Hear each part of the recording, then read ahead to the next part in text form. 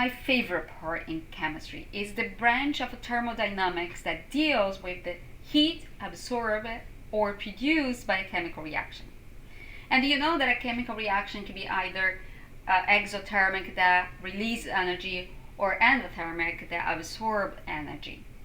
So first question is, why do chemical reactions occur? The answer is stability. For a reaction to take place spontaneously, the product of the reaction must be more stable than the reactants starting. But what is stability? And what does it mean to say that one substance is more stable than another? Okay, let's think. The most important factor in determining the stability of a substance is the amount of energy it contains.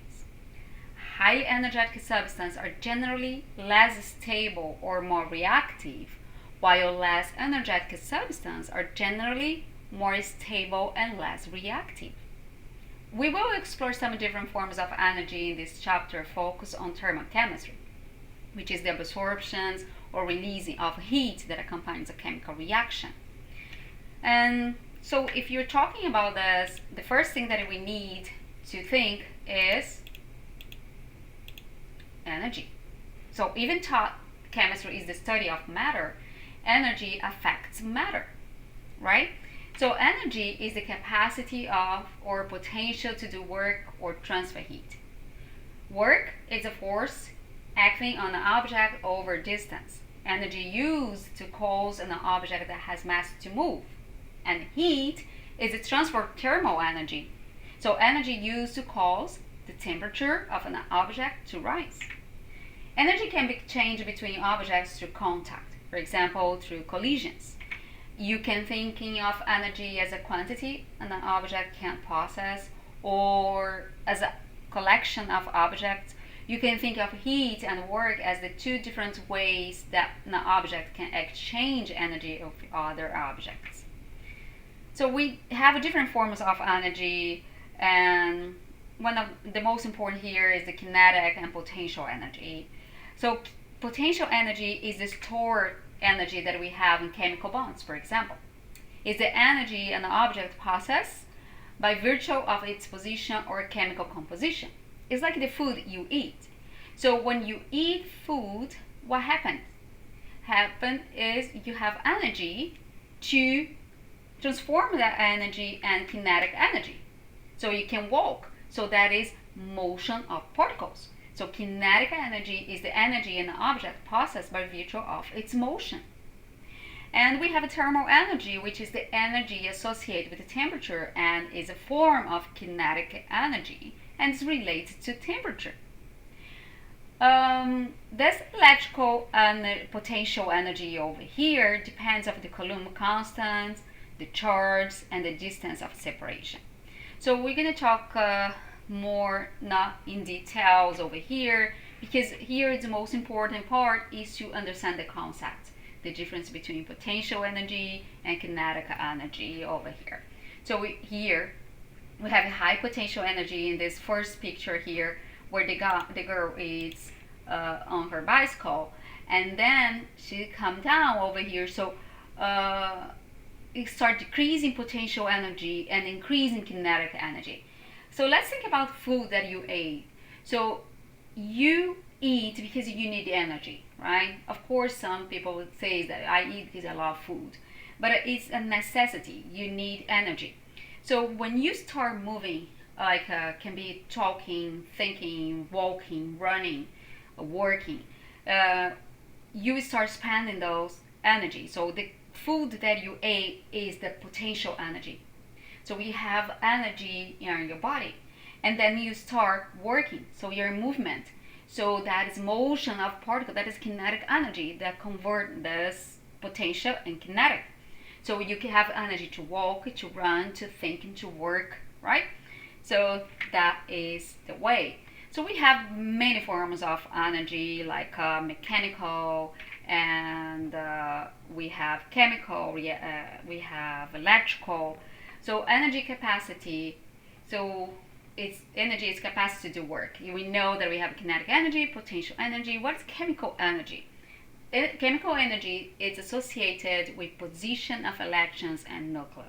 Okay, and we talked about that in part of the previous units. You're gonna remember when we talk about the jump of electrons and different levels of energy. Remember that, right? So units of energy. Historically, energy was measured in units of calories. A calorie is the amount of energy required to raise 1 gram of water by 1 Celsius degree. So, don't get confused with the calories of your food. That here, calorie is capital C, or large calorie, commonly used quantifying food, energy content, right? So that 1 calorie is equal 1,000 calories. So it's important to understand this difference over here. Let me just try to get my pen. Just 1 second. So I will grab my pen over here. So it would be better to explain to you. Let me see. It's not working. No. Oh, here. So let me get my pen. So here I'm gonna explain better for you. So if I have 1 calorie, now again, give me just a second, this disappear. So when I have here, okay, so no, it's not working. Should work, no, yeah. So 1 calorie with caps letter is equal 1,000 calories. Let me just erase over here. Sorry, is equal 1,000 calories, or 1 kilocalorie, because you know that kilo is 1,000, right? So normally we use in an international system for heat, work, energy, we use joules.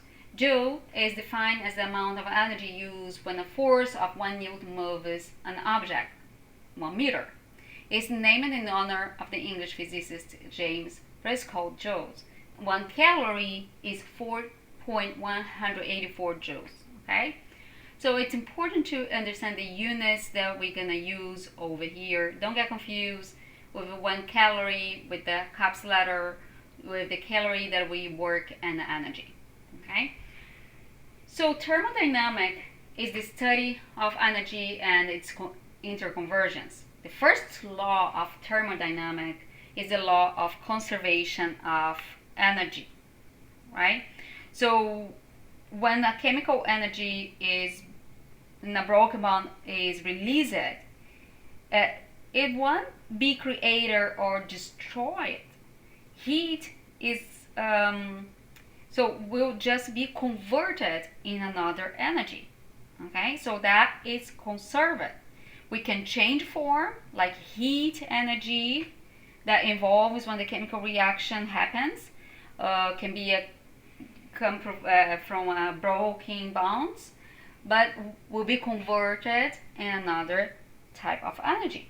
Okay, so the total amount of energy in the universe is constant. So we don't produce more than we have. So it's a conservation of energy. Okay. Therefore, you can never design a system that will continue to produce energy without some source of energy. So despite the quantum mechanical exceptions, energy is conserved. So conservation of energy requires that the sum of the energy change in the system and the surrounding must be 0. Okay? Delta is the symbol that means change, so the final amount and the initial amount. So when you say that energy cannot be created or destroyed, which is the first law of the conservation of the thermochemistry, we are saying that when energy is transferred between objects or converted from one form to another, the total amount of energy present at the beginning must be present at the end. So conservation of energy means that the amount of energy gained or lost by a system has to be equal to the amount of energy lost or gained by the surrounded. Like here with the ball, the girl is pressing ball down. So now I have potential energy, so mechanical potential energy, that will be converted in kinetic energy, pulling the ball, pushing the ball to up, right?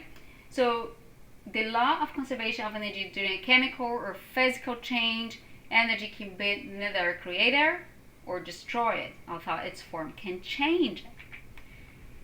So, like I said before, energy can be converted from one type to another. Remember the girl on the bicycle? So the potential energy was converted to kinetic energy, movement. Okay, so the energy stored was converted to movement. So you need to understand what is the system and what is surrounding. So the system here, for example, includes the molecules we want to study. Like here we have hydrogen and oxygen inside of the cylinder. The surrounding are everything else around. So the cylinder, the piston over here. So the energy can enter or leave the system as heat or as work done on the piston. It can go up or it can go down. Matter cannot enter or leave the system here, so it's a closed system. So system, we can transfer heat and work, okay, with the surround. So it's a exchange with the surround.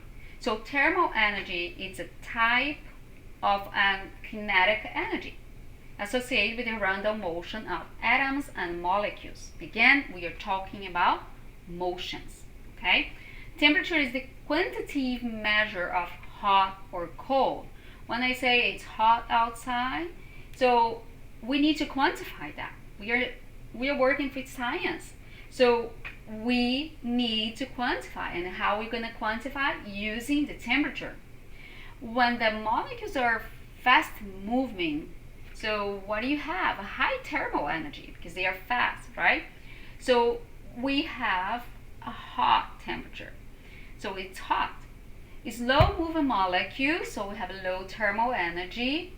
So they moving like slower, right? So very is low. So we have a cold. The molecule here have a hot, so the red one, and we have the blue, which is cold water.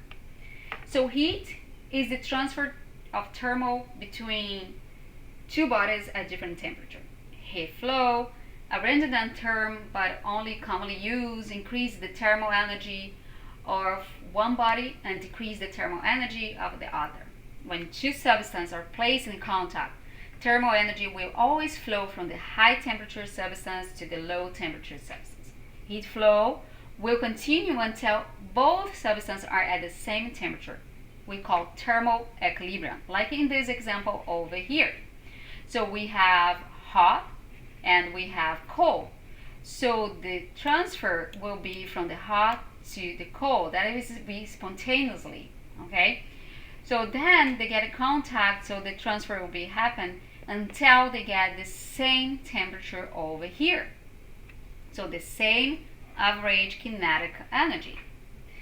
And this study of the heat absorbed or released during chemical and physical change is the thermochemistry. So remember that I said at the beginning, a reaction can either be exothermic, releasing energy, like we have here with the flame, and can be endothermic, that will absorb energy over there. So a change that releases heat is called exothermic process. For example, the combustion reaction that occurs when using oxyacetylene torch.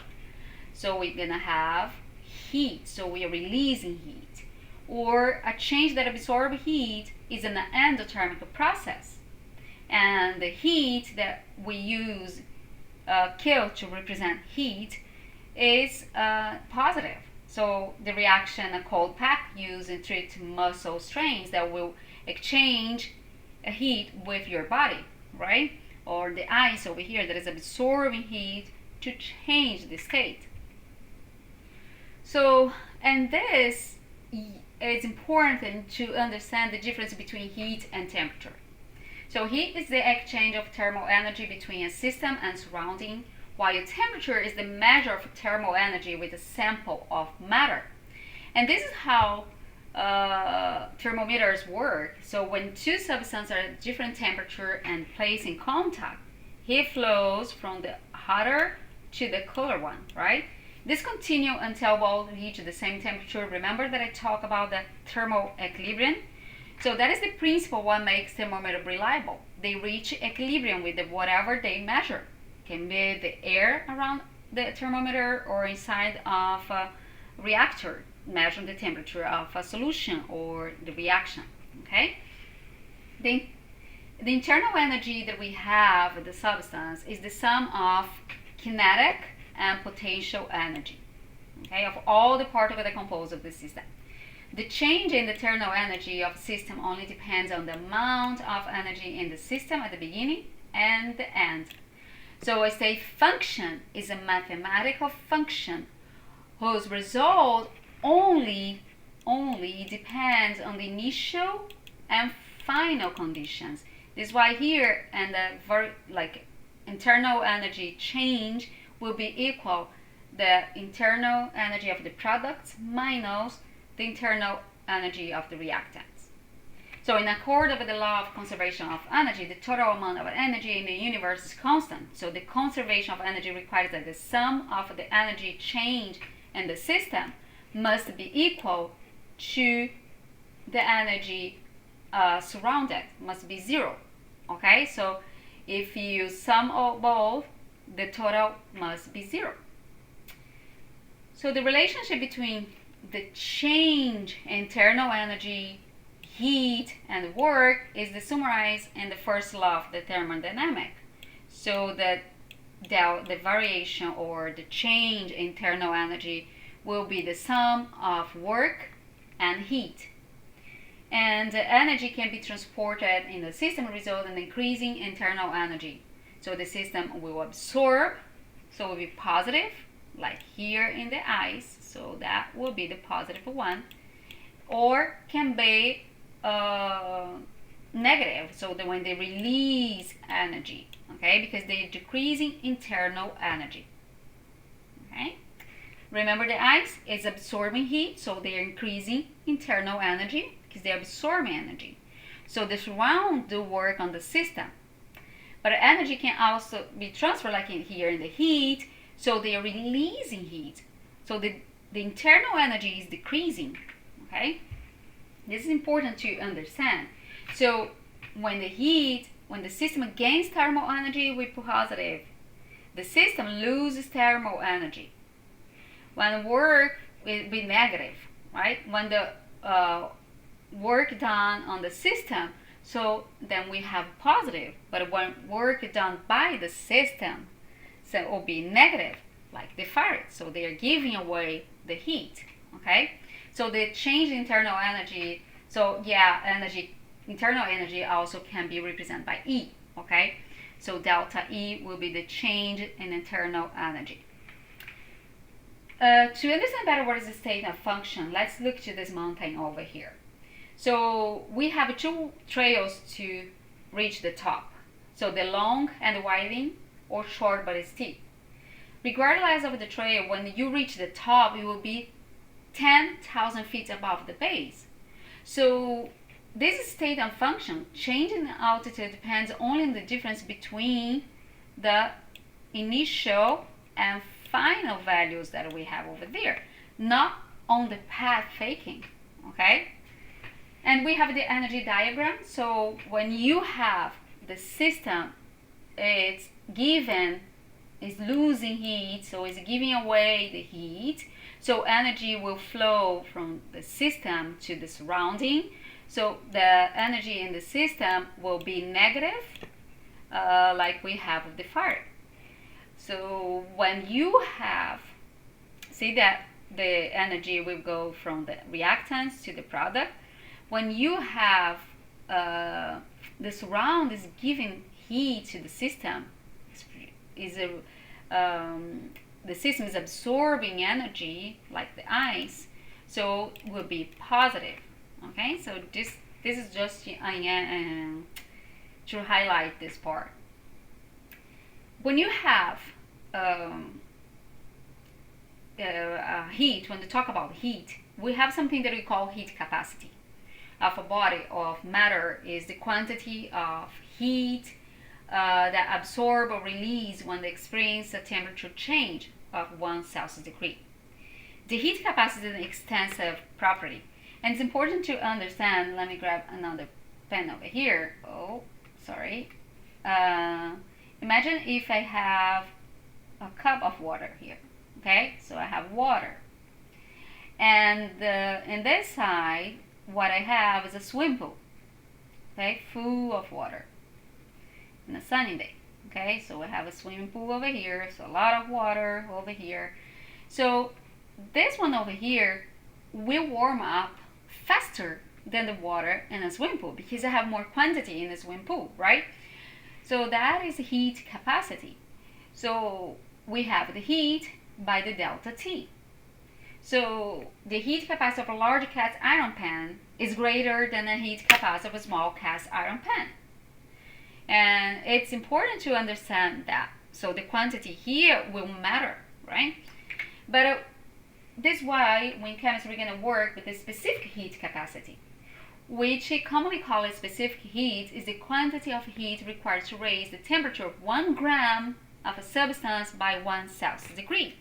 So in this case, doesn't matter the quantity of the water. Can be in a swimming pool or it can be in a cup of water.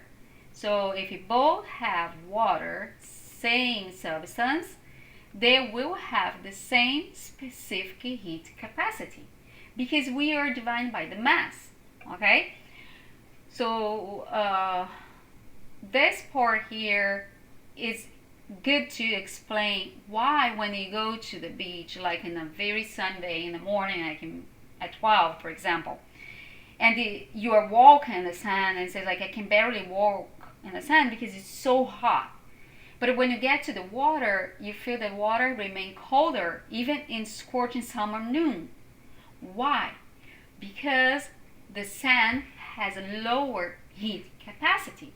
That means that will absorb or lose energy really fast. Okay? So to understand that better, let's look to this table over here. So measure of a substance's intrinsic ability to absorb heat. So if you look here, the metals, see how low they are compared to the water? That means if it's in a hot day and I have swimming pool and we have some bunch of metals and you touch the metal, will be so hot because they will absorb heat faster because they have a specific heat very low. Look at the water and the sand. Remember that I gave you the example of the beach? So walk in the sand or going to the water. So look at the water is 4.18 joules per gram Celsius degrees. Remember that is the heat divided by mass and we have the temperature. So that's why it's joules per gram Celsius degree. So sand is 0.84, very low specific heat capacity compared to the water. This is why sand will be so hot faster, like first, so we get hotter first. And also will be the same at night. So the temperature low, it will be lower. So the sand will get colder faster than the water because the specific heat capacity. Okay? Here is more table with the specific heat. So you need to keep in mind that when you have a substance with low specific heat, its temperature increases more quickly when heat is added. And because of this, we can calculate the heat. Because remember, the specific heat that we use CS to represent is the heat divided by mass, delta T. So if you isolate the heat, you can calculate the heat. So if you have the specific heat capacity, you can calculate the heat.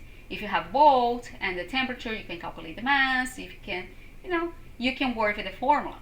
Remember, the delta T is the final temperature and the minus initial temperature. We represent by TF, Ti is the initial.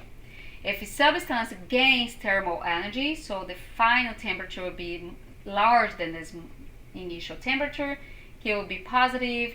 If the lose thermal energy, it will be negative. Okay, heat will be negative. So here I have an example for you, just to see if you understand the concepts. So identical amounts of heat are applied to 50 grams blocks of lead, iron, and copper, all at the initial temperature of 25 degrees. Which block will have the largest increase in temperature? So we have here the specific heat for each of the materials. Look at this. What's the lowest? The lowest specific heat? Copper, iron, or lead? Okay, lead, right? So which one block will have the large increase in temperature? Lead, because it's lower specific heat.